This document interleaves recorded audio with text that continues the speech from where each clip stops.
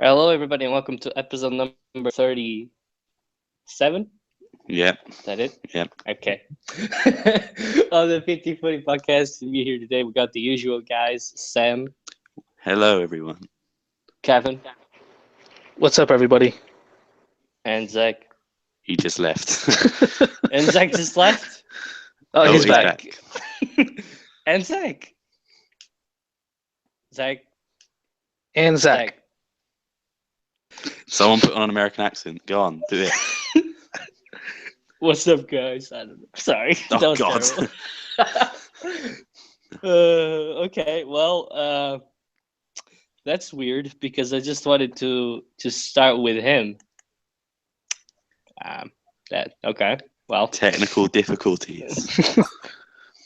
did my stuff go mute? Yeah, it did. Okay. You Don't should even start invite me the chat again. back.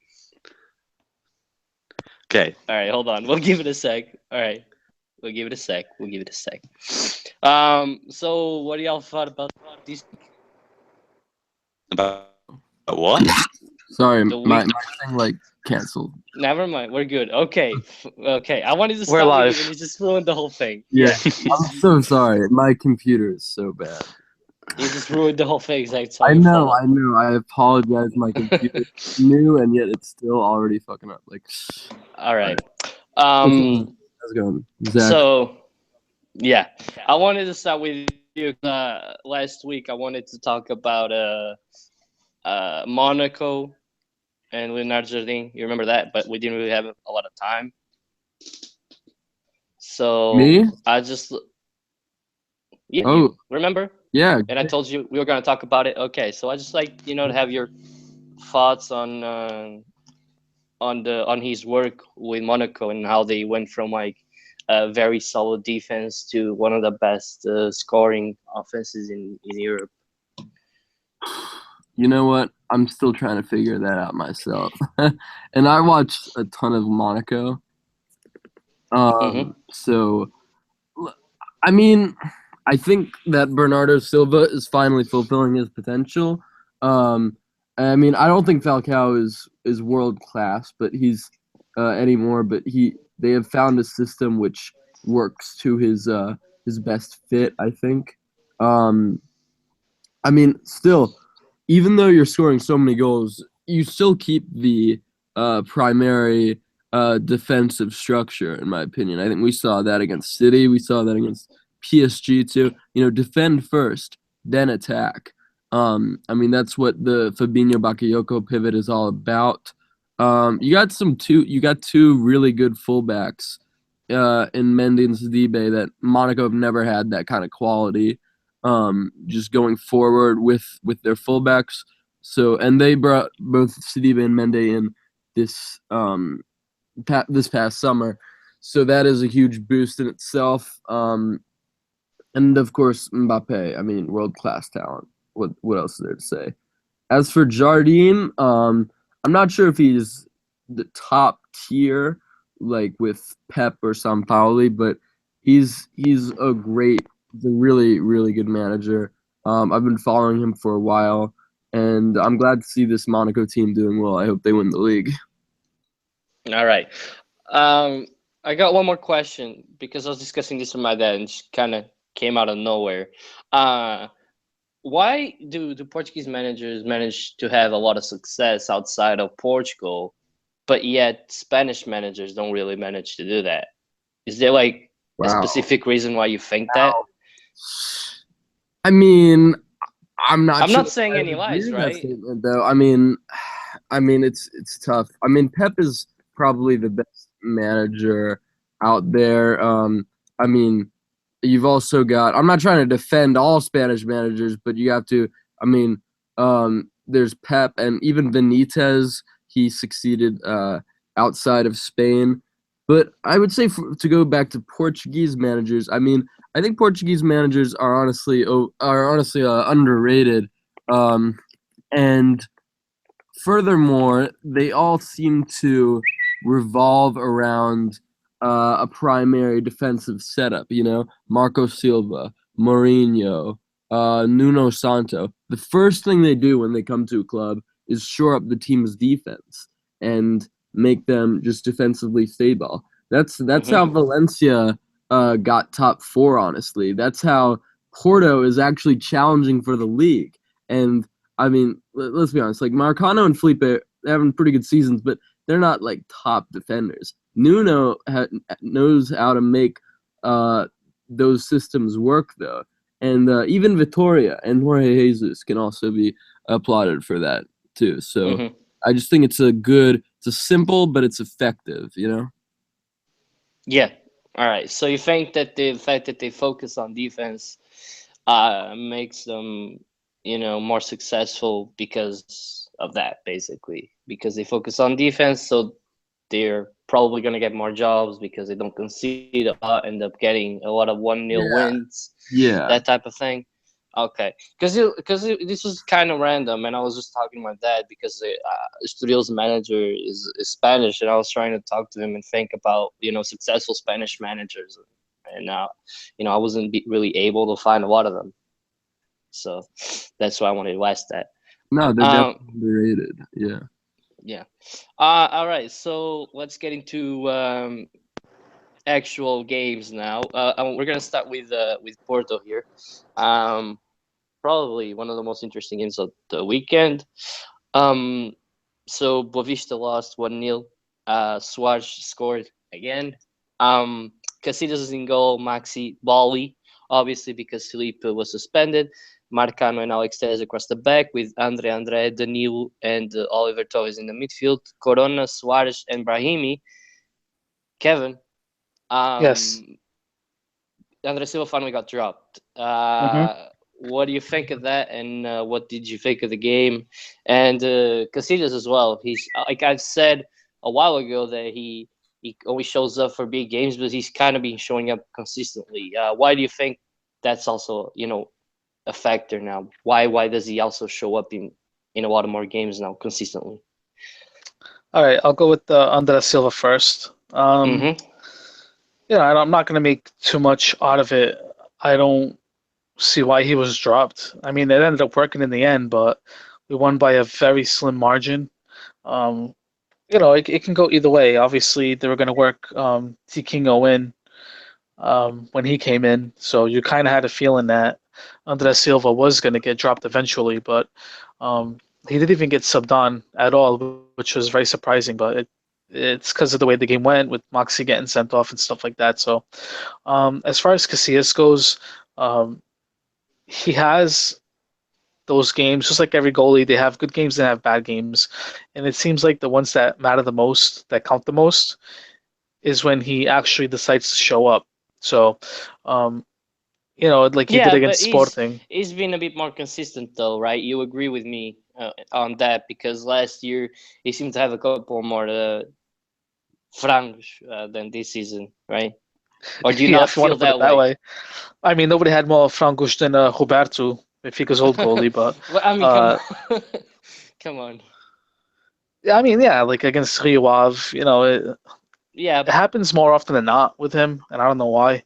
And it happened last season against Braga, where he came out like half field and got yeah, burned yeah. I remember that. by Alan. Was it Alan? I Yeah, think. it was. Yeah, Yeah. out of all people. But I think I think that he shows up when it matters most. He had a couple of huge, very huge saves.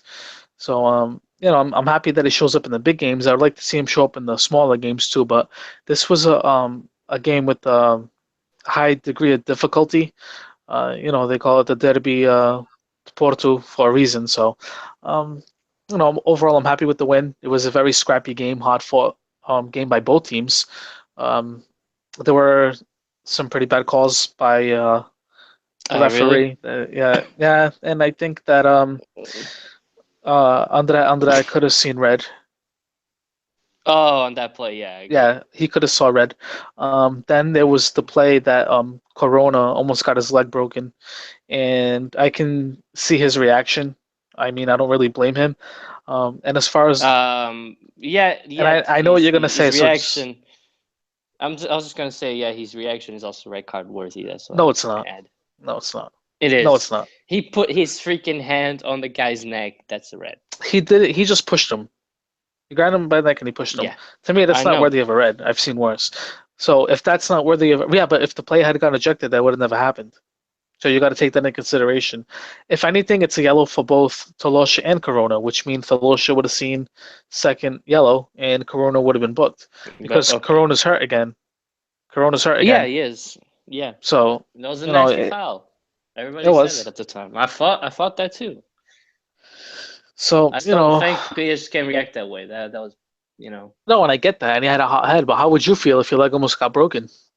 I know, I agree, but we've seen plays like this, and players Well, to need. me, I'm not going to make a big deal out of that because Tolosha should have been. Fair enough. He But should have seen a direct red, and that would have never happened. So. okay, Maxi red card though, is that a good decision? Yeah, Since yeah. we're I mean, you can't talking. really argue that. Couple of Okay. dives. Yep. All right. I cut you off though. Were you like going to talk about something else? as Oh no, well, no, or- I covered it. I covered it. Okay. Okay. I thought it was a good game. Again, I think these smaller teams just can't compete with you, like us, overall if we score first, because they barely managed to get back into the game. Because I thought that Boavista were quite solid the whole 90 minutes, but they didn't really threaten that much. They had like one or two chances, but that was about it. Also, Yurim Dej didn't seem to have a good game, right?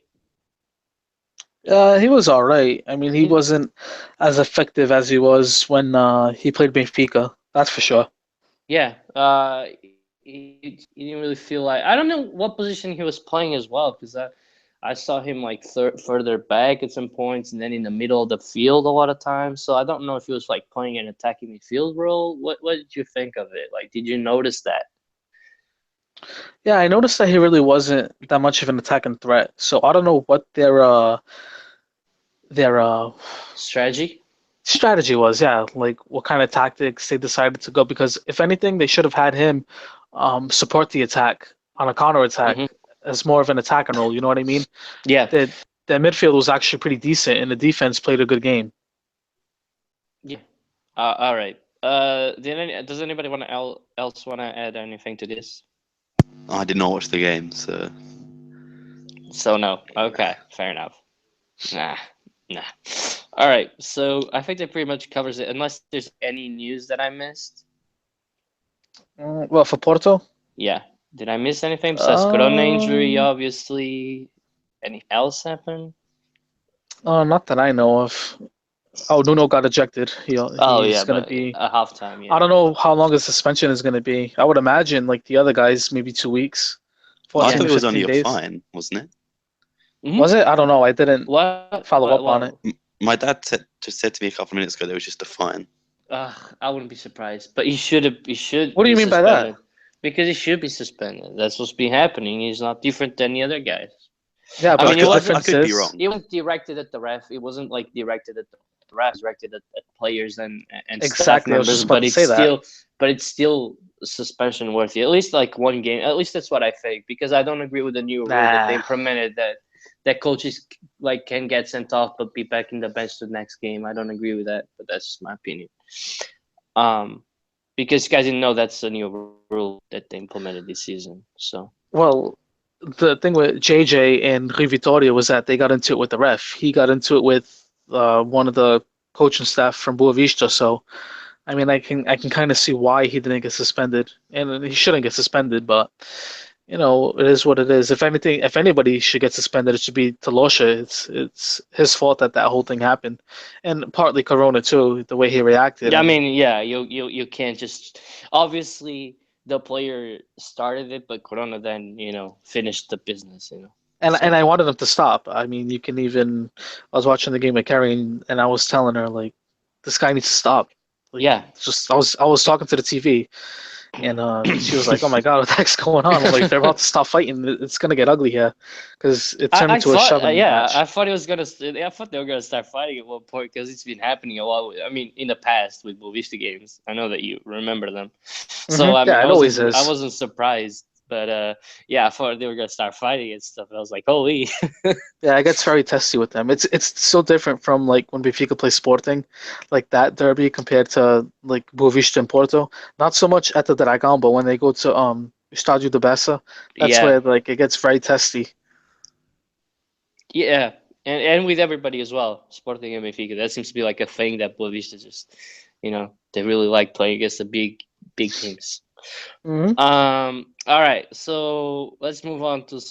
Hold on, I'm not done Sporting yet. now. I just wanted to touch on something before we Oh, move sorry. forward. Oh, I just wanted to send a shout out to Providence City FC. They won the Yeah, yeah. supporter sword. Providence. Yeah, so they won. Congratulations to them. Did I was it. pushing for them to win because they are a local team to me. So, and congratulations to Boca Raton for making the final.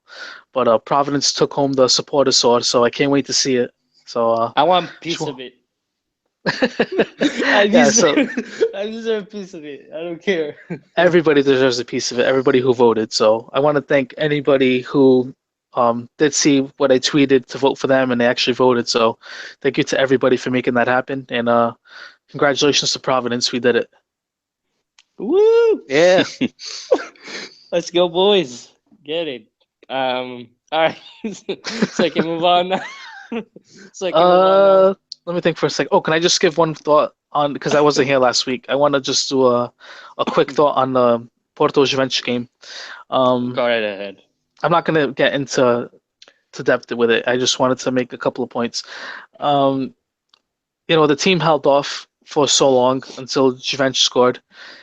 We did have a tough time, and I think we played scared against Juventus. I think everybody could see that. We started off the first 10 minutes pretty well, but after that, we started to go into a shell.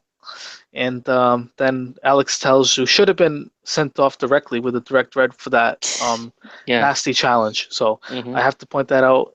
He got the 2 yellows, which I'm not even going to argue with it. He should have been sent off way before that, kind of like Layun against Rio Ave type deal. So that really hurt Porto. We're down in the hole 2-0. I think it's pretty much over. I mean, anything can happen. I highly doubt it, but Yeah. that's what really hurt Porto was the Telge red card because after that the team held themselves well. Even a 0-0 draw wouldn't have been the end of the world because you can go there try to get the 1-1 draw or even go Yeah. to extra time 0-0. So that's all I pretty much wanted to Can touch on with that game. So you can can move on I? to yeah, go No, ahead. I just reminded of something. Can I ask you a question? It's not Sure. related to any game, just Porto in general. Okay. Do you feel like without Corona and Swash performing at 100%, that the team doesn't really create anywhere else, like any chances besides those two? Because it seems like even Jota isn't really playing as well as he was at one point, and Brahimi is kind of slacked off as well now. So I was just wondering what your thoughts were. I mean, I think that Corona and Suarez are the biggest, threats. Yeah, they're the biggest influential players without a doubt. But even before Suarez got there, I thought we were producing. Corona definitely has to be one of the starters. I don't think he should be on the bench. And Jota is a very good player. I think he makes a big impact off the bench, so I can't really say anything bad about him. So I mean, yeah, we get the most production is from Corona when he's in, whether he comes in off the bench or if he starts. That's what we get a spark is from Corona. Yeah, just because I was feeling like every time you sell them off, you just kind of don't really do much. Like what happened with Boa Vista, because you guys had Hmm. a few chances in the first half, but in the second half, you guys didn't really had that many opportunities to finish off the game. Yeah, and we could have. Honestly, we could have won by 2-0 or 2-1, something like that. But hey, we got the 3 points in the end. That's all that matters. All right, so I will keep talking about Porto because Sam's gonna get annoyed at me. So Yeah, you can move on now. I just had to say my few points. yeah, that's fair enough. We'll talk about it more, at the second leg where we'll see what's gonna happen. So Sporting plays Estoril. Am I right? Am I wrong, Sam? Yeah, you're correct. Brian Ruiz and Paz Dost obviously scored. Paz Dost apparently had never scored a penalty until we figured that out, that it was all a lie. But we'll get on to that later. Rui Patricio in goal, Escalonso, Coates, Oliveira, Jefferson across the back. William and Pelinha in the midfield. Obviously, Pelinha substituting Adrian Silva that is injured. Gelson and Brian Ruiz on the wings. Alan Ruiz in behind Paz Dost. Um, Sam, what did you think of the game and obviously the option to go with Pedinho instead of Geralds or Gold? So obviously this is a big week for Sporting and it continues to be a big week. And it was a good thing that we got the win at Estoril. And the Pelini thing, at first I wasn't too keen on it because it doesn't add a lot of width to the midfield, playing with two holding midfielders, Sir William and Pelini, obviously. So, but Pelini did put in a good shift in Adrian's position, which, to be fair, I thought he played extremely well. My man of the match. And you said Brian Ruiz scored, obviously. Maybe that will kickstart him to keep playing well. No. Well, that was rude. But you never know. One goal could set a player. You never know. Just completely threw him off there. I'm sorry. You did. Yeah. So Okay, I'll move on to my next point, which is Rui Patricio in form again as well, which is a good thing. Oh, actually, back to the Brian Ruiz thing. I remember now. I sent out a tweet saying that we should drop Brian Ruiz and put in Podence. And if you remember last week, I also put a tweet in that said we should replace Patricio with Beto. Sorry. And then I also said a couple of games before with Alan Ruiz. Everything I tweet, the opposite happens, and then the player plays well. So if I tweet we aren't going to win the title, who knows? That's going to be my experiment the next game. Okay. So Rui Patricio again. You can try. I will next game. If you remind me, I will. Yeah. So yeah, Bastost as well. Apparently, JJ, the mastermind behind the penalty decision, never scored a penalty before that one. And I saw a lot of funny memes about it, saying JJ taught Gelson Martinez how to use a knife and fork. He taught, I think it was Nelson Smith how to get Ruben Smith how to get changed or something like that. It was quite funny to read because it's obviously just a lie. Yeah. But, that's what I've got on the game, actually. Actually, Estoril, even though they did lose 2-0, it was a decent performance. And before, I know you might bring this up, but I'm going to say it now. Bastost was offside. I will say it now, and it was an incredibly soft foul. I didn't even think about that. I wasn't even thinking about that. Oh, okay. But just saying. Thanks for reminding me of that, though. To all the Benfica fans that say I'm biased, there we go. He's not biased, and I want to start a petition to have Sam cover every single game.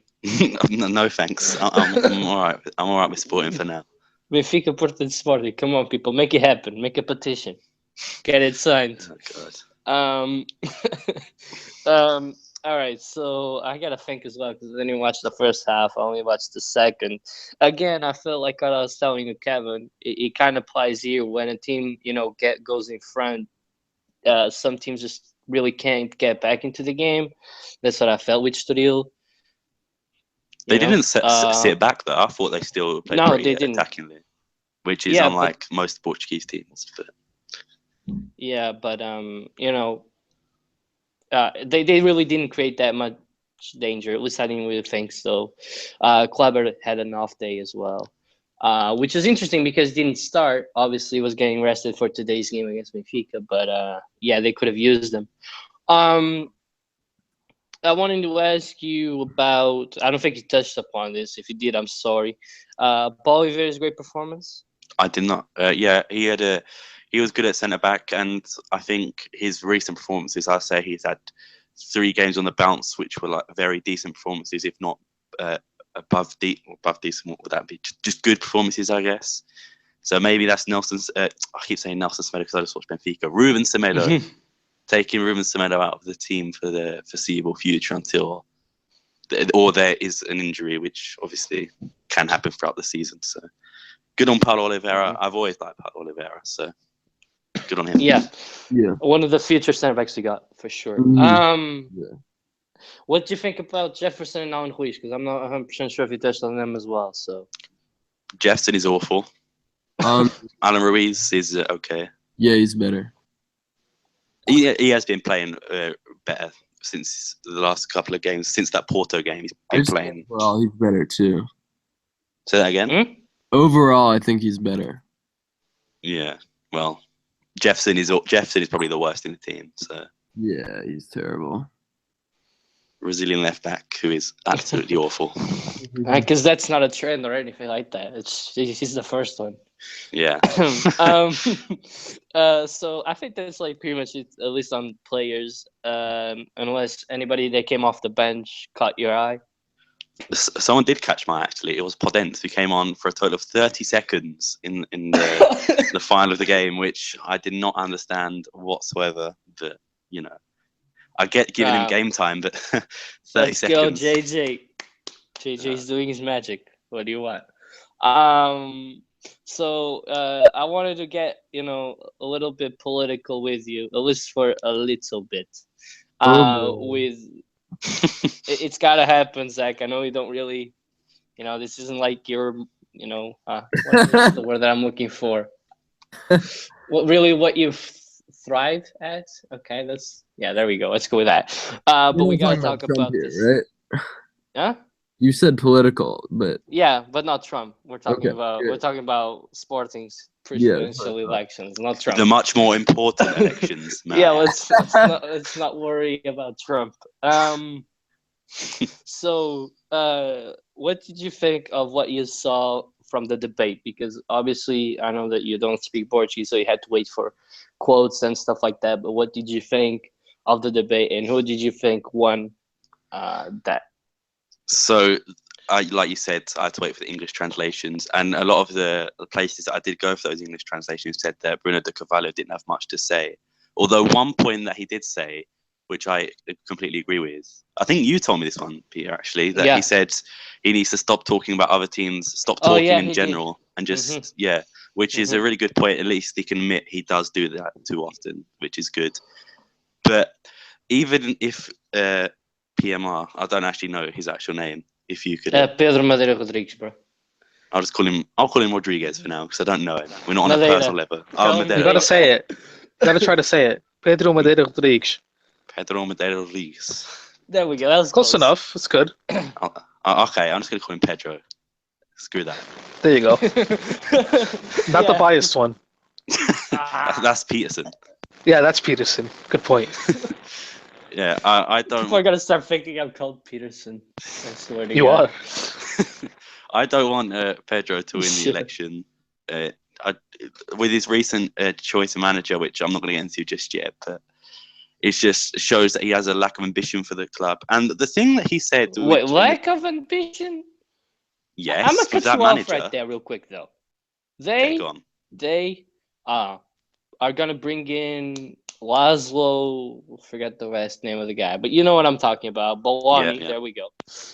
Yes, Laszlo Bologna. Was champion with Sporting. The last champion with Sporting, might I add. And they're bringing in a manager that was a European champion twice and won several titles with these clubs. So why do you say it's lack of ambition when you're talking about a guy that won 2 Europa Leagues and one? Because he has been Cup? sacked at every single club he has been to. And this is an interesting point. I was researching this. Do you know he used to manage Tottenham? Do you know how he got sacked from there? Yeah, I did. He played Tom Huddlestone, who is literally one of the slowest midfielders in the Premier League, at left wing. Left wing. Didn't everybody get sacked from Tottenham at one point though? I don't know. Who cares about Tottenham? Let's be honest. They were terrible. Exactly. Yeah, I think that was actually one of their worst seasons. You are correct. But yeah. So, and then the thing that I disliked the most about him, he said first he said he's going to sack George Jesus. Then he said he expects George Jesus to resign. Which one is it? He keeps switching between. At this point, I don't think JJ is gonna leave. Of course not. Why would he get rid of a 19 million contract? He could literally just sat there and get paid off that 90 million, or he's just going to resign, not get. Put him on a B team. God. JJ earning 6 million. Because we know he's so good with youngsters. Exactly. Let's make a B team out of Brazilians and Argentinians. Maybe he'll win the league that way. Second division, that means. Well, yeah, we are getting relegated, unfortunately. So, as I was saying, the lack of ambition. I know it's when I put a poll up on the PTFooty podcast Twitter account. It was actually split 50-50 who the majority think we're going to win. But like I said, I want Bruno to win. and I'm gonna just quickly run through this why I want him to win.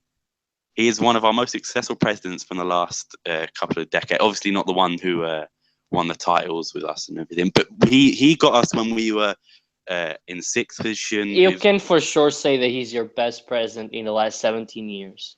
Yeah, okay. So That's there what I was you going to go. say. So he got us from 7th position when we had the likes of Jeffren, Shahs, Oniewu, Anderson Polga, so them. And he brought in players like from the youth academy, such as Oliveira, and he's got Semedo, Jocelyn Martins.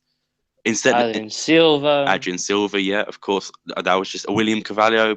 It's literally all the key players in the squad now are from Bruno's making, I guess. So that's why I want him to stay. And also, he's won. It's two titles with us, that being the Taça Portugal and the Supertaça, which is it just because the Supertaça was one game doesn't mean it's a trophy to be overlooked. It's never overlooked. It's not ideal, but it's a trophy. Yeah, and that's what I won't take that away from anybody. Yeah, I'm not one of those. Even if it was a Taça de Liga, I don't care. It's a trophy. But go on. Yeah, so that he's. Like, I'm not saying if Pedro takes over that he won't be successful. But I want obviously it's not guaranteed with Bruno, but stable success, I guess you could call it. And that's what it's something you didn't have with Bruno. Well, finishing second and third in the last couple of years. No, but not that. The fact that the team, I don't think, has any stability with him as president. If he really learns to shut up his mouth, then yeah, but... Which he said in the debate, if he doesn't, hopefully he does. But you do agree with me, right? Because even JJ said that obviously the whole... the whole presidential debate and stuff doesn't really help out the squad. But he's been talking a lot for the last, few seasons. And obviously the players, it always, I don't know, man, when a president is like talking trash, saying the other team's got to start, fighting, I suppose. Like I'm trying to figure out the term in English because of the way they said it. But basically that, I don't know if you remember, but it was like 3 years ago when you said that basically Benfica and Porto got to start winning, or else they're just gonna run the league. Yeah. And when they say stuff like that, the locker room, I don't think appreciate that all that much. So, yeah, it puts them under a lot of pressure, certainly. So that's why I don't agree with you in the stability case. If he'd shut up, yeah, and the results have been consistent, yeah. But that's what I meant. I didn't mean the stability of the squad. I meant stability of results. If I worded that wrong, I apologize. Do you think that's 100% on him though, or even partially? Of course. On him, okay, because I don't really, okay. Because think about it. The managers he brought in, Leonardo Jardim, all good. Marco Silva, just saying. Oh, he did sack Marco Silva, but whatever. Okay. In hindsight, not the best decision, but at the time it was. Let's be real. Mm-hmm. So, yeah, for me, he has made this club much more competitive as well.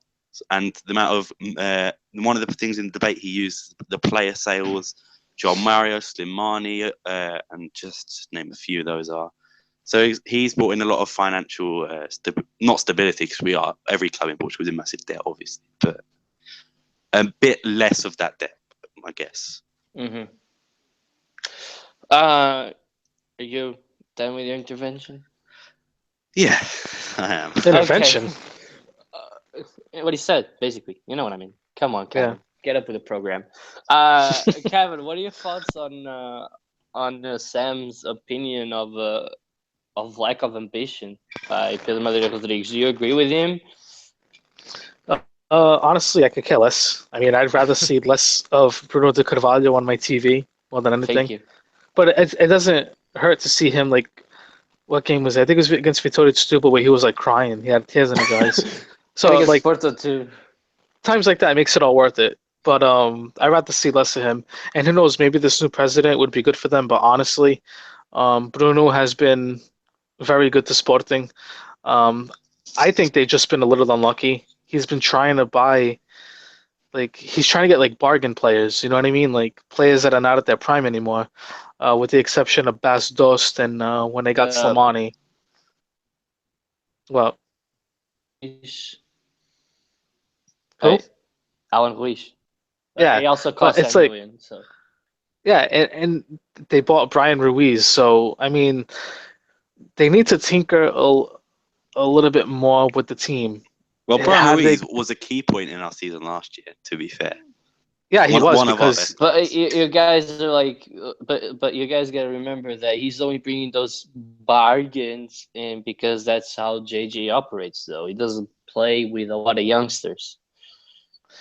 but the thing is, like, if you're gonna spend money I mean, and you want to be cheap, buy within the league. Then look at what Sporting could have had if they had targeted Tiquinho Suárez. or not even just him. Think about Danilo, where they supposedly were gonna sign him, Yeah, among other players. Yeah, but to the Uh-huh. the Suarez point, it's a totally different system. Like, I'm not saying he wouldn't be good for Sporting, but obviously Porto and Sporting play different football. So, and obviously with the They could use him. but with the form Bastos was in, would he even get into the No, team? Exactly. you'd still use him. You'd I still use him. disagree. JJ plays a 4-4-2. He'd always play. He plays someone behind the striker. I guess he could play there, but Coutinho is just Yeah. Yeah, go on, Zach. Sorry. Tiquinho is just perfect for this team. It's like he's so lethal. He's probably been the best signing this winter for Portugal, at least, I'd say. I have to agree. So since we're getting into this, do you think that Suarez has the ability to play not only as a box striker, but outside of it and complement Bastos? Okay. I thought he was disappeared. Me too. It's been so shaky today. I apologize, but okay. I think that put Suarez in the same team as Dost. Would it work? I mean, I guess you could play them in a 4-4-2 together, and I mean, I think that it would be a good balance because I think Suarez is pretty much great for any team with a target man, whether it be Mitroglou or Dost. So yeah, I think it would work. I think it's interesting how Porto may end up dropping what may be their best young talent, Andre Silva, who has been very poor lately. And I think it actually might be a good move, put Suarez up top alone, but can he do the work by himself? I'm not sure. But then you could have Andre and Oliver or even Neves in that role just ahead of Danilo. So yeah, I think Andre will end up getting benched. I mean, he already has. So yeah. So see, Sam, I'm not the only one that thinks that Suarez would complement with Bastos. To Zach's point though, and I hate to disagree with him, win strikers over the years have been so successful because they are target men, because they can get crossing the ball and they could header it like Slimani. You mean your last two strikers? Even Ricky Van Wolfswinkel as well. To be fair, Wolfswinkel was not a successful player. For Sporting, you could disagree. He was not successful. I disagree. As a big three striker, he was not successful. I disagree. Kevin, back me up on this.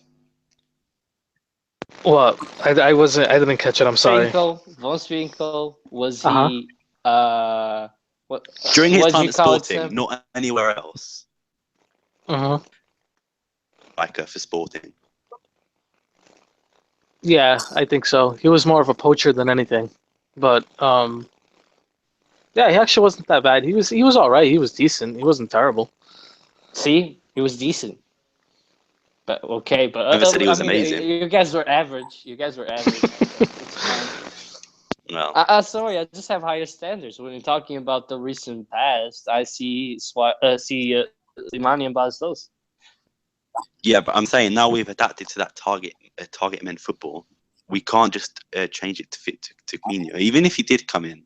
But he didn't. I'm just saying JJ would take him, just as you'd take Mitroglou right now. And would we have got him cheaper because would we got him more expensive because he came to us? Remember, Deco was his agent, and Deco's obviously got ties with Porto, so who knows? I don't know, but well, that's all not really. Well, I have a question, the most important. Go right ahead. if I may.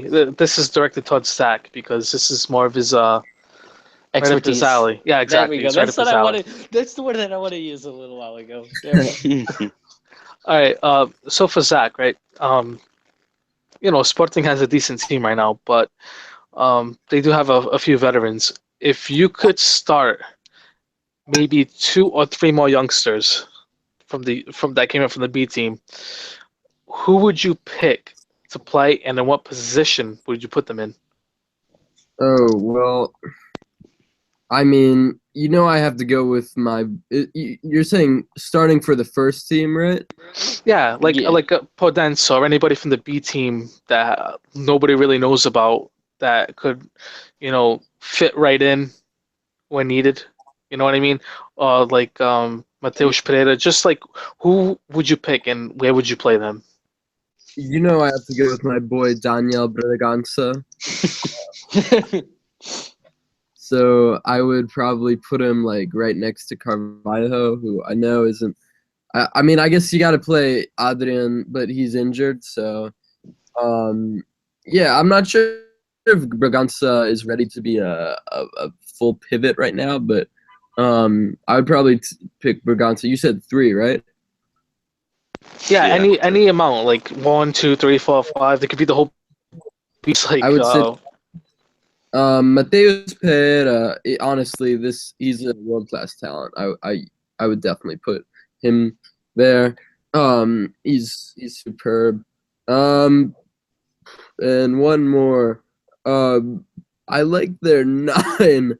I forgot what his name was, but there is Podence, and I think Yuri. Would Yuri count or not? he's with Yeah. Boavista, but yeah, you can count him right in. And what do you think of Palhinha? Would you play him? I mean, here's the thing about Paulinho. He's so basic in my opinion. Like he's having a great season, but I just don't think his potential is too high. I mean, I wouldn't get too hung up on it. I think Rafael Leao, who's from the C team, I see What a some name. potential. I know, Rafael. Gerald's, does he count? Would he count? Yeah. Yeah. Yeah, so I would actually like to see that. Maybe a Gerald's Polina pivot. That could definitely be interesting. I mean, Sporting really they're definitely in crisis right now, but they've got so much Talent. young talent. It's crazy. I mean, it's really impressive, and this is definitely it's definitely across Europe. I mean, it's across Portugal, especially with Benfica, but also with Porto too. But I would say that, yeah, I mean, Paulinho, out of their academy talents, besides Gelson, obviously, he's probably had the best season. But I would still, I don't think he's going to be as good as the others. But I just love Bragança. So I would say Bragança, Mateus, Yuri, Geralt. Mate, just call up the whole B team. Just get rid of the starting Can I 11. Memphis, yeah. can I wait in on this? Go ahead. So then, All right. So who would I start from the B team? No Like- jokes here, please. I'm not joking. You. Sporting or I'd start Ben? Riqui. Or, yeah. No, I'm talking Sporting. Riquisho, right back, Yeah. because you need a right back. Geraldo, left Do it. back. The other Geraldo in the midfield. Yuri, Scalotto obviously, is yeah, fine. but you need a younger guy, so that's exactly why I bring him in. Maybe on the bench. I would call up Delgado, and I would start. And this is controversial, but I'd start Papel. Paper? Just because of his name. No. I've seen him. We're And talking he's about actually good. for a second. Kalaika, I like it. I like Kalaika, but No. he's had a bad season. You're completely off. No, I was talking about Benfica. All right. I'm- So I'm just saying. Peters. Oh, Benfica, So for a second. no. yeah. I was talking Sporting.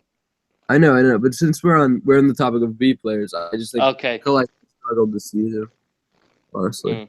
Yeah, but we can If- talk Benfica B team in a sec. Go ahead. Can I just weigh in that situation as well? If it's my turn, is it my turn? Yeah, Right. go on. Cool. So I wouldn't go as far as to bring in Braganza, as I know he's only like 17 years old, so not yet. I don't agree with Peter's choice either, maybe apart from Podence. But for me, What? it'd I be didn't even say Podence, by the way. Oh, who did you say? Was he okay? Geraldes, the left back. Riquis, the right back. Geraldes, the midfielder. Delgado to be called up to the A squad. Yuri and Papel. That's what Okay, I it was said. Yuri. I agree with. So I agree with Yuri, and then I'd have Podence, and then I'd have Ryan Gould. That's pretty much the only three. I don't see Ryan Gold ever playing for Sporting. Yeah, me neither. I just think he's regressed so much at this point. Sorry. Well, but to be fair, the Stetubal situation did hamper his development, so not all on him. So, but fair enough. Kevin, were you gonna say something? 'Cause Yeah, I thought you were. I was gonna ask you a question, Peterson. On paper, what do you think that paper would match up? Like, what do you think his stats are? Paper on paper. Rock, paper, scissors. He'd be. I don't know, man. You're joking, but he seems to be quite skilled and has a good shot on him. So Is he Portuguese? I know he's Angolan. I mean, it's almost the same thing. But Well, yeah. Angolan is pretty. You could say Portuguese, but yeah, Papel, paper. Well, I imagine know his name was it's Paper funny. Papel. It's funny, but like honestly, from what I saw from him, he could be a good player, and I would just overhaul this whole team. Like, to be honest with you, it's crazy because I'm looking at Benfica's B side, right? And there's so many players that are claiming to have an opportunity, but they can't because of all the players that we got playing right now. But with Sporting's B team, it's not exactly the same case. You know, there's a lot of guys that could earn a spot if they were called up. I mean, especially on the fullback position, which I think everybody agrees on that they're not that good. Apart from Another, Scott, so yeah, but he's getting, he's like 29, Okay. so eventually he's going to start regressing. At the midfield, that isn't obviously great. I mean, you got William and Adrian Silva. That's about it. I think you need a couple of more guys in there. Your wingers aren't all that amazing as well. I mean, Gelson is really the star, but Brian Ruiz doesn't play that well. Alan Ruiz cannot play left midfielder. I still want to see Gelson and Podence play together. So there you go. You got Podence, a lot of guys. And then up front, all you got is Bastos as well. So there's a lot of needs. Whoa, we got Castaños, the best striker in Portugal. Yeah. So there's a lot of players that could make the jump. At least that's what I think. Fair enough. I agree. All right. So I think that's it on Sporting though, right? Unless anybody has anything else to say. Nope, that's it. That's the most we talked about Sporting in a while. Yeah, Positively too. Yeah. All right, so we're gonna move on to Benfica, but first I'm gonna talk about the B team as well, since Zach brought it up, and so our goalkeeper, I think his name is André Ferreira. I'm 100% sure of that, but he's been quite decent. He's actually from Gaia, so got a little bit of Gaia bias on me, but he's been quite good. Ruben Dias has been tremendous this season. Buta seems to have a lot of potential. Kalaika hasn't really done much this season, so I mean, I guess you gotta wait on him. Diogo Gonçalves has been tremendous, but with the wingers that we got, he can't, play. He doesn't have a chance to. I still don't really like Yuri, even though a lot of people do. And obviously Zé Gomes has been playing, decently. Jota, though, is quite good. Yes, another Jota. And there's another guy. I can't remember his name. Hold on. Give me a sec. I got to look it up. So if anybody wants to say anything. I was going to say you sold your best B team player. Who? Delta Rams. Oh, my God. He's doing well in Italy, to be fair. So. Yes, because he's a good player. I was hyped when you signed him. All right, so to walk you guys through it again, André Ferreira,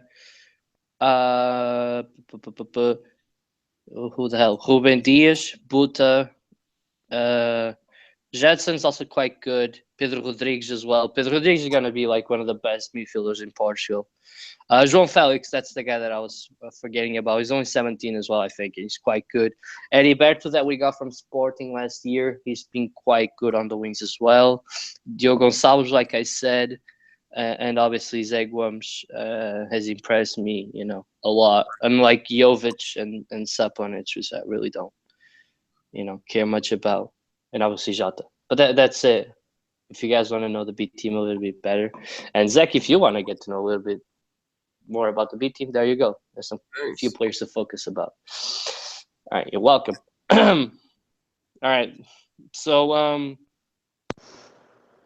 let's move on to the game. Benfica played Chaves at home. They won 3-1. Mitroglou scored twice, and Rafa as well, with Bressan scoring a very good goal for Chaves. And I'm also gonna touch upon him with you guys and see if you guys agree with me with Bressan, but in a moment. So it was Ederson in goal, Nelson Semedo, Luizão, Lindelof, and Luizão across the back. Zivkovic and Salvio on the wings, Samaris and Pizzi in the midfield, obviously because FaZe is injured, Mitroglou and Rafa. I'm going to try and get through this game short and sweet because there's not really much to it. I think Can I just interrupt you? Might be you can correct me wrong, but wasn't Ederson suspended? Was that last week? Yeah, sorry. My bad. It was just Cesar. Okay. I corrected the thing because I copy pasted it and I thought it was wrong, so I wrote Ederson. Okay. Because I'm so used to seeing Ederson there. There you go. I forgive you. Thank you for correcting me. Yes, obviously it was Gil Cesar in goal. So Chaves played a lot like what Braga did last week. They didn't really create a lot of chances. They play a very similar style. I think Benfica created enough chances to win at least 4-0, but a lot of the chances never materialized. That's why the game went on for so long. I think that's obvious. I just don't really like him all that much. Again, what Timo said last week sums him up perfectly. He shoots when he should pass, and he passes when he should shoot. Rafa doesn't work as number 10. He just doesn't, even though he falls into the middle quite well when he's on the wing. He doesn't work as a proper number 10. You need him to have, he needs to be on the wing and then move into the middle by himself. Like he decides to do that. Also, I think that Zivkovic needs to rest a little bit, start Servi, because he's been playing a lot of games consistently, and he needs some time to rest because I think he's not making the best decisions a lot of the time. So we can play Servi. Obviously, Mitroglou is amazing. Nelson Semedo is one of the best young right backs in Europe. Pizzi was Samaris was and that's because they both didn't really impress me all that much. I mean, they didn't screw up, and Pizzi probably had one of his best games in the while, but they didn't really do a lot. That's really it. That's pretty much the game. I just wanted to touch on Bressan because I thought that when he was with Rio Ave last season and now with Chaves, that he's quite a good player, and the fact that he's old kind of sucks because he seems to be good at managing that midfield, and he has a very good long shot on him. And I don't know if you guys remember him from last season, but if you do, if you want to weigh in on this, let me know. I'm not familiar with him, honestly. The guy that scored the Worldie against Benfica last season as well, with Rio Ave. I don't know if you remember, it was a free kick goal. Do you not remember that as well? I've got a really bad memory, I'm afraid. He scores a lot of goals, basically. How old is he, did you say? He's like 28, but he's got the stamina of a 40-year-old. Of a 40-year-old? Yeah. What the hell? I said 40. Yeah, 40. You're not doing a good job of describing him as a good player here. No, because he's good. Because when he's on the pitch, he's... he can dictate the tempo, and he's got quite a good shot on him. I wish he was kind of like Braga though, because Braga has way more stamina than him, and he's older than him. But yeah, I think that if Bressan was like 22, he'd play for one of the B3 for sure. That's what I was, trying to get at. I did watch the game. if you would let me talk about a few points about Benfica. I was Obvious- just gonna let Kevin go first because he's only got 5 minutes, so if he can Okay, get yeah, his fair stuff enough. out of the way and then you can talk. So, It's fine. go right ahead, Kevin. I'll be very brief so Sam can get his 5 minutes of fame. So first of all, and I was listening last week live to the beginning of the show, and as you all know, Timmy was our guest, Timo, and I just have to say because of the poll, he might have won the poll for the best beard, and I had the second best Oh beard my according to God. that poll, but I have the best beard. Oh, get out of here. You don't even have a beard. You have patches. Yes, I Yeah, do. dude. That's what makes it very unique and special. Yeah, I'm Get sure. out of here, patches. Get out of here, patches. I don't know if he's Little listening. bone. If he is, he's just jealous of my patches, and he wishes that he can grow patches, but he can't because his beard is just way Yeah. too full. Exactly. All right. So with that being said, I'm surprised you didn't even mention this yet, Peterson, and I'm shocked. You being biased and all, but I just want to say happy birthday to the second best team in I was Portugal. gonna Third. wish I'm sorry, him. third. There we I go. A was gonna very wish him at happy the end. birthday to the third best team in Portugal, Benfica, because Sporting's number 2 and Porto's number 1. Of course, So, Sporting's number 2. 113 years worth of vouchers. That's a long time. Mm. That's a lot of vouchers. Do the math. At least it didn't change to 1983. No, 1893. Well, what's that supposed to mean? Perfect. Nah, we'll get into that later. Don't worry. I about would it. personally say Maritmo's the best, but that's just personal opinion. There you go. That's my opinion. You need to stay off the good shit for a while, man. Shut up, dude. I need to get that. Keep it PG, people. Keep it PG. Yeah, man. PG-14. And to answer Neil's question, no, I don't get any surprises in my beard. I don't get a beard like Peter Griffin. If you ever seen Family Guy, where he has the birds in his beard, they're like eating and tweet. Oh, yeah. That's so awesome. So Too to bad we answer don't his get question, I wish I could. It's not big enough to get any surprises. Like I wish I could grow money from it. That would be nice, but no. Was that all that you were gonna say? Just give me a second to think because there's always a lot on my mind, and when we get off, I'm like, shit, I forgot to mention something. So he's got to think. Let's see. I covered Providence. Oh, Santa Clara drew again. You're gonna do the rundown again, but it's so frustrating because Avj has slipped up like so much, And I'm glad and they even don't. Academica. I know, me too. It makes it No, more it interesting. wasn't even because of that. It just pissed me off that they sacked one of the best managers in Portugal that I pointed out to Zach, and now he's Who out was of the this? job again. Vieira. I really rate him. Oh, You know the guy that was at Midi team. Pretty sure you remember him. I don't Dude, think so. If I saw him, I'd probably know. He got to the cup final with Midi team. Oh, well, anyway, let me see. Yeah, so I was just slipping up, and not even Academica can take advantage of it. I know Verzin's making a push, and this weekend, very interesting match, Verzin versus Santa Clara. So either Verzin will get a boost or Santa Clara will get closer to Avj. You want So to we'll see scoop what on happens. that? You want to scoop on Verzin? I got a scoop on Verzin if you want. Oh, you got sauces. Go ahead.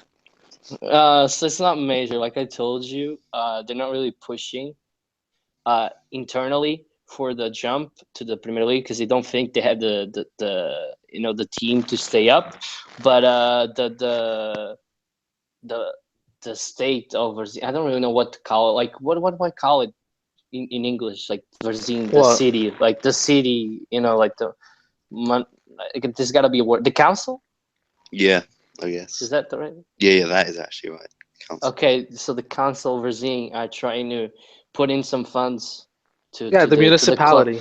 Exactly, are trying to put in some funds to see if the team manages to get the jump because they want Verzin the Primeira Liga because of all the benefits it will bring to the to the city. So there you go. There's a scoop on you. The club doesn't really think they should do it, but the city wants them to do it. So there you go. It's quite interesting how it's so different in between the club and city.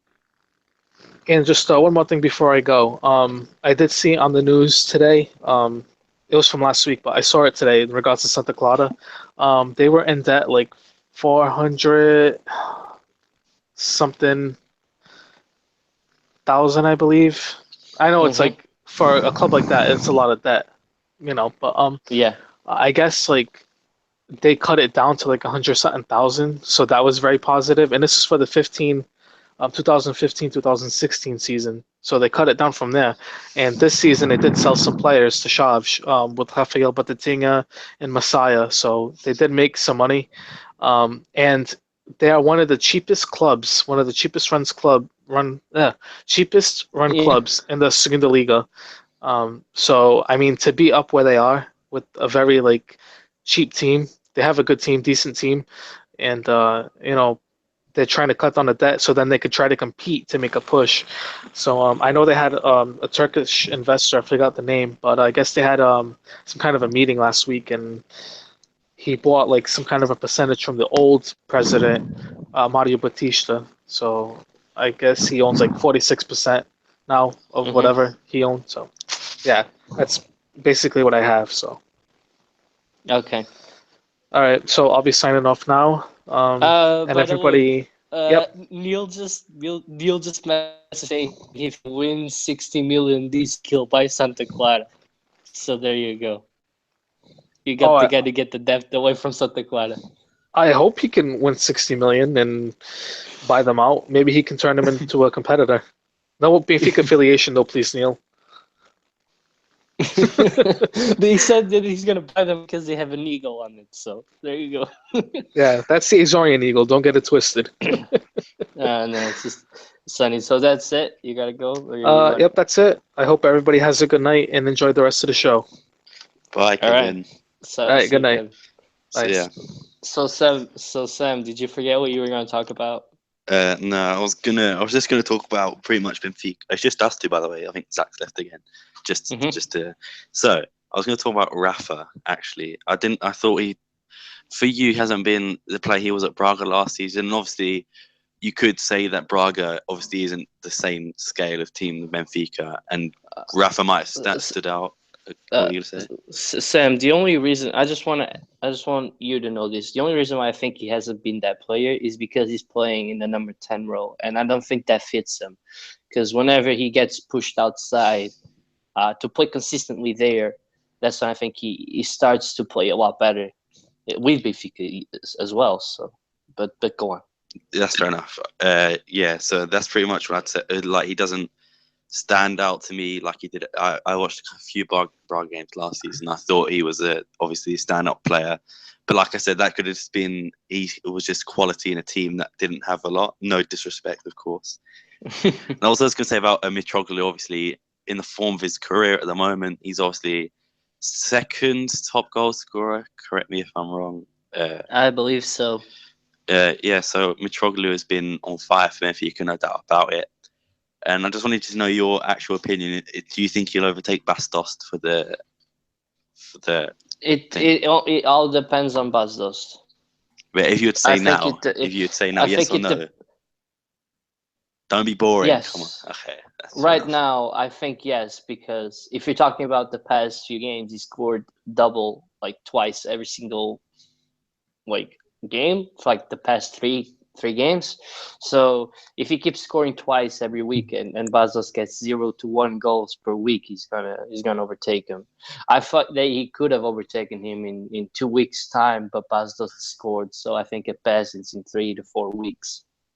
But I think it mostly depends on those, and it just depends if he starts scoring again. Because Mitroglou is really close, and the form that he's in, he's probably gonna bang at least one goal every week. So if he does that, then he can definitely chip. I think he's 5 goals away. It's doable. It just depends if Bastos goes on a run and scores like twice for 2 weeks, and I think that's it. Fair enough. And the last thing I want to say was not Benfica related. There you go. That's my answer. Shout out to Breaking the Lines, hitting 5K today on Twitter. You already know it. Congratulations, Zach. So there you go. I'm hustling all day to get it. I'm glad we got it by March. All right, hold on. Yeah. All right, is everybody back? We were all here. We're all here. Okay, because we couldn't hear you for a moment, Sam. Could you not? No. Oh well. Yeah. So, like, I finished my sentence and I don't know what you said after that. I said shout out to breaking the lines, hitting 5K. Oh. I thought Zach That's a heard good me. shout. Maybe it's just Come on, Juicy. man. Dude. I didn't hear you, so Hmm. there you go. Okay. But congratulations on breaking the line. Still waiting on some Portuguese league work. Yeah, me too. I gotta see what's going on with that. Gotta try to circumvent the copyright stuff, you know. Mm-hmm. Yeah. We'll try and help you out with that. Thank you. But yeah, you asked me about Mitroglou. Is there anything else you want to ask? That was it. No. Okay. For this game, anyway. Yeah, this game's kind of done. What I told you is that I feel like both Chaves and Braga play a lot, you know, Similar. in similar ways. Yeah, so I don't think I think Benfica should have won both games by a comfortable margin. But the thing that I'm noticing with this team is that there's not a lot of tendencies to shoot on sight, and at one point that's good, but at others they just pass the ball way too much, and they lose the opportunity to shoot when they're open. So I think they need to work on that. If they worked on that, we'd win like almost every single game by 3 goals. So Okay, fair enough. That's at least that's what I think, because the Chaves didn't really, they didn't really press Benfica that much. They had a couple chances, yes, but some of them were because of mistakes, and I just didn't think they created a lot. So there you go. All right, so Stril. Zach, do you want to say anything about the Chaves game? I think that Benfica have progressively gotten worse in their performances, but they keep on churning out good results. Mostly right now, it's pretty much just like I feel like it's just Semedo and Mitroglou basically carrying them. But I mean, it's effective. They still get the 3 points. But I would definitely I don't know why they're playing Sivkovic on the left. And I just wouldn't start Salvio at all. I think Chervy at this point I would put him back in the lineup. Mm-hmm. Yeah. I agree with you. I said that exactly. He had a So good start to the season too. he did. The thing is, like what I said with Diogo Gonçalves kind of fits in with Servi. It's because you got Carrillo, Zivkovic, Salvio, Rafa, and then Servi. So there's 5 guys competing for 2 spots. Some are gonna eventually get left out for a couple of games. What I think they could use though, both Servi and Zivkovic, I think they could start every week, like one each week. Like start Servi like on Sunday, and then play Zivkovic on a Wednesday, and then play Servi on a Sunday, and then Zivkovic on a Wednesday. That type of rotation, because I think they fit in well in that type of mold. But yeah. So move on to the Estoril game then. That was today, obviously. Sam, you watched this game as well, didn't you? I did, yeah. Okay, good. So Estoril lost to Benfica 1-2. Mitroglou scored twice again, and Kleber obviously converted from the spot to give Estoril a goal. Júlio César was in goal. Nelson Smith, Jardel, Lindelof, and Eliseu across the back. Zivkovic and Carrillo on the wings. Samaris and Filipe Augusto with Mitroglou and Rafa up front. Want to point out real quick that Filipe Augusto got injured, which really sucks because he was playing well. Again, he wasn't doing anything that Pizzi wasn't doing, so he was playing well. I thought that he was moving the ball quite well, and he's not really afraid to take over the game. I want to point out that Jardel played really, really well as well. He looked like he's back to his old form, and if it was me, he'd start every week now. Since it's not going to happen. Again, what I said with Zivkovic in the Chaves game, he fits in with this one. I think that he's making some weird decisions at points, and I think that might be down to fatigue because he doesn't really play all that much. or I mean, he wasn't used to playing all that much. At least I didn't think so in the Serbian league, and then move on to the Portuguese league after an injury and start every single match day. I think he's a little bit fatigued. So if he sits out a game or two, I think he's gonna be back to his old self. Although he did get an assist today, I believe. So, Samaris wasn't really that good. Again, it was him. He's basically just plays and doesn't really screw up, but doesn't really give you anything else either. Carrillo started off the game poorly, but he recovered a lot of balls in the midfield. He still makes some dumb decisions at times, though, because I think that he rushes his decisions because of the lack of opportunities that he gets. So sometimes I see him cross from way far out or just shoot from way far out. Yeah, he's a bad decision maker. Going to Benfica, obviously, one of his worst. So. Taking shots. Always taking shots. You haven't taken one yet, so. Yeah, and I'm the one that takes shots. Mitroglou said had a good game. Rafa, again, no, just don't play him as a number 10. He can't do that. I think it's dumb of Vitória to do this because when we didn't have Jonas, Servi played as a number 10, even played in the Champions League as a number 10 against, I think, Dynamo Kiev. So he could play Servi as a number 10. I don't know why he's putting Rafa in that place because he didn't really do well besides the Aroca game, which was like a year ago. So, I mean, such a long time ago now. I think it was back in September. So there you go. Do you think he plays Rafa instead because he's Portuguese and he likes to use that? He wants to have that Portuguese mentality, I guess, in the team. No, I think he thinks that Rafa's better. Well, fair enough, I guess. I don't think it has to do with the nationality. I personally do not think that, but it could be something, but I don't really see that being the case. And obviously, Nelson Smith had a big game. On the Estoril side, again, they didn't really threaten at all. They pressed really high for the first half, and then the second half just basically parked the bus. Really, they didn't really do anything. They had a couple chances, but one clear cut, I think, in the 40-something minute with Kleber, but that was really about it. Benfica controlled the game. I don't really like, and I'm going to ask you guys' opinion on this, I don't really like the two legs in the cup semifinal. Because it feels like you're always playing for the result.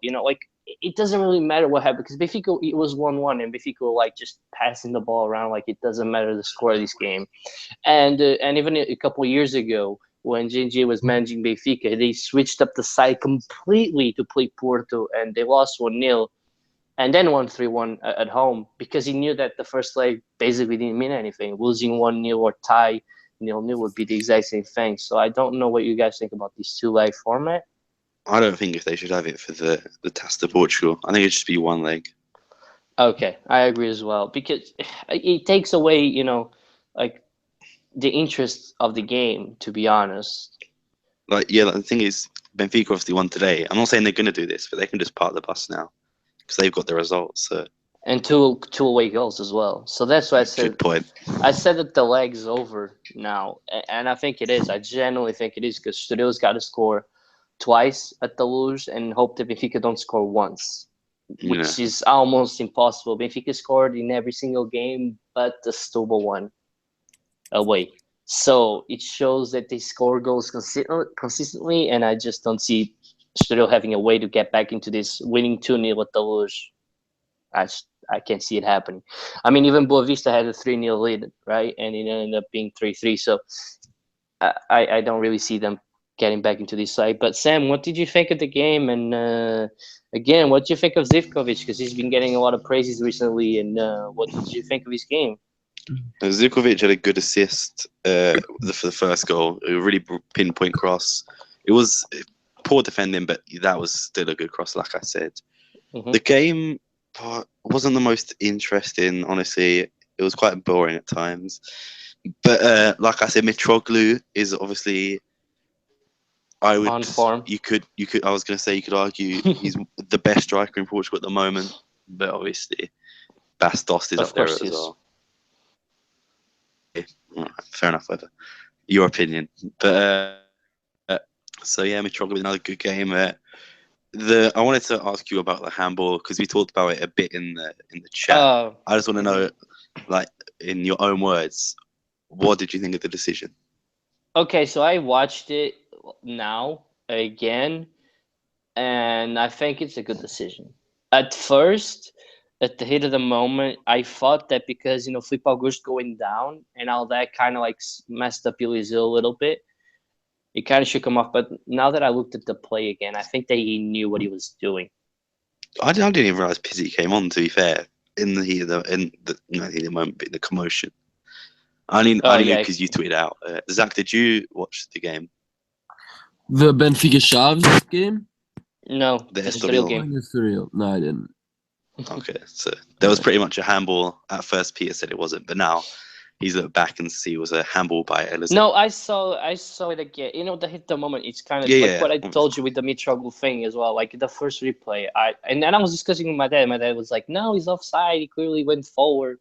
And I was like, "But the ball went backwards." It was like, "But he was forward of the ball."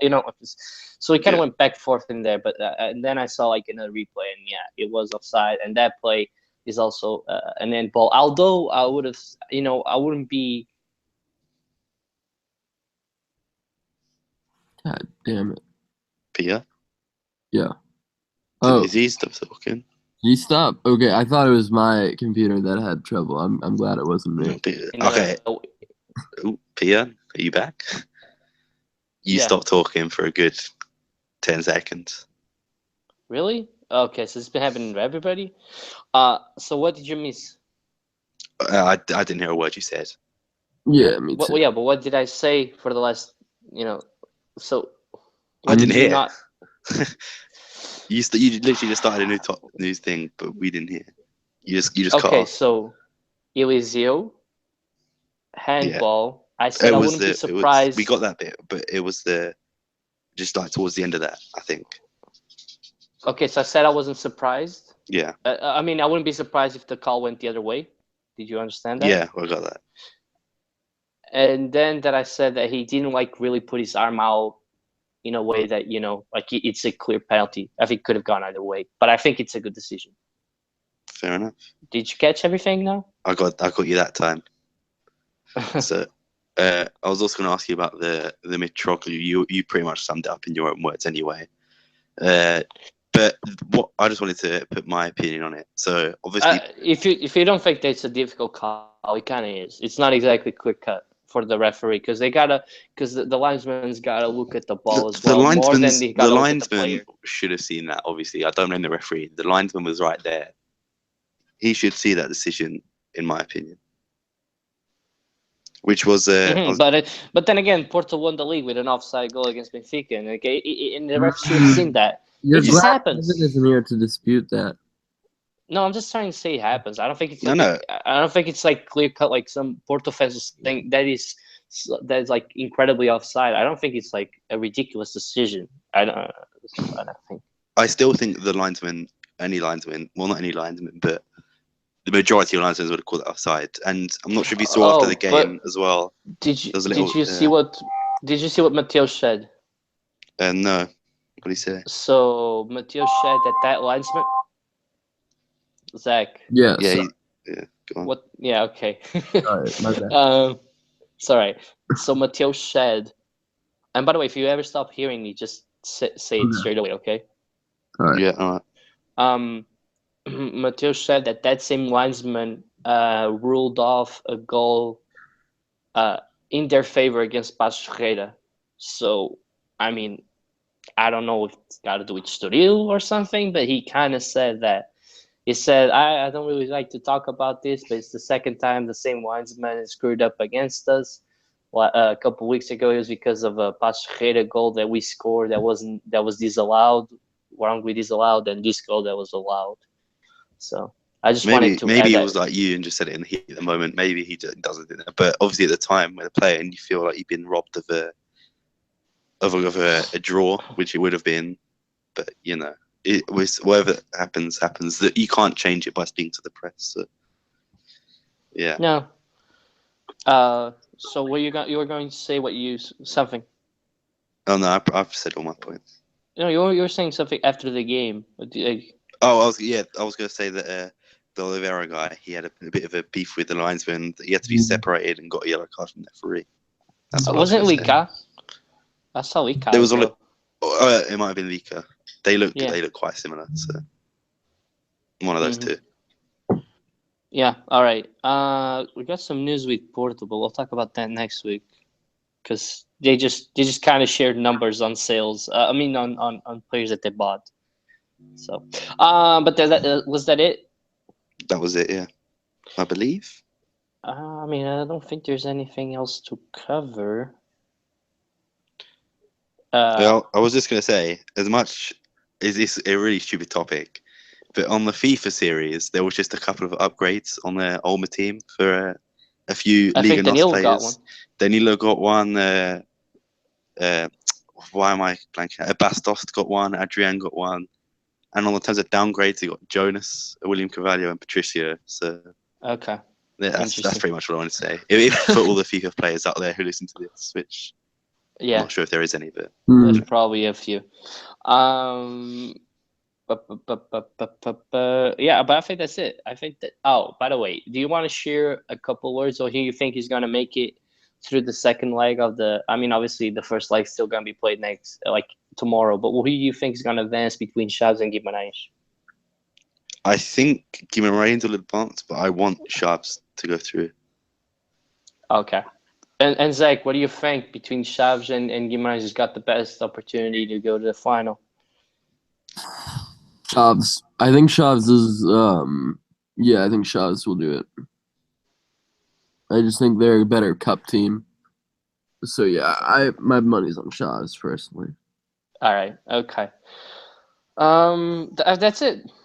That's it then. We pretty much covered everything. We're gonna be back next week though, because Benfica and Porto do not play the same week, right? They always play different weeks in Champions League, right? Yeah.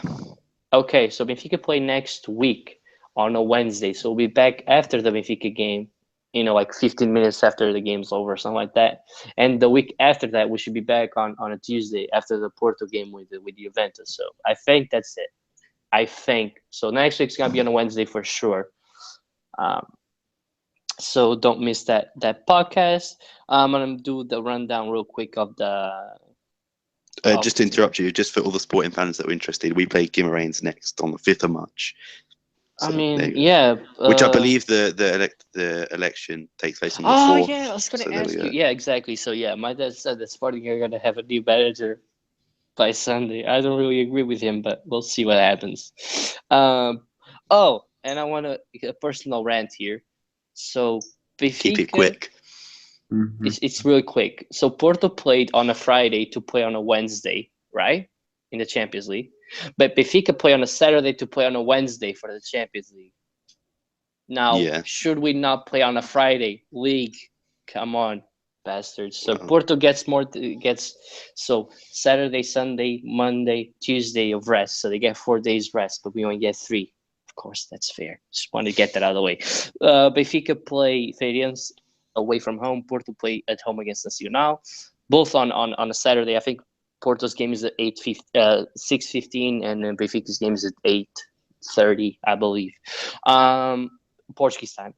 And Sporting play on a Sunday, like you said, against Guimarães. Don't know. I think it's probably the last game of the day, so probably like 8. I don't know the time. I didn't check.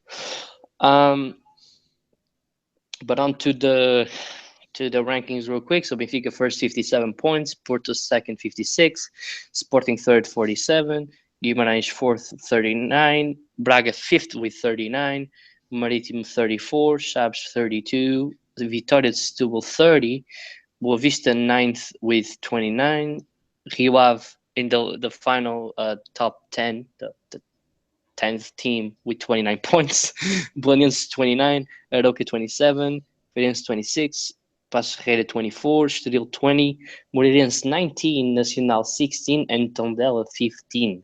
So it's going to be a big fight between Estoril, Moreirense, Nacional, and Tondela, it seems. As for the Segunda Liga, real quick.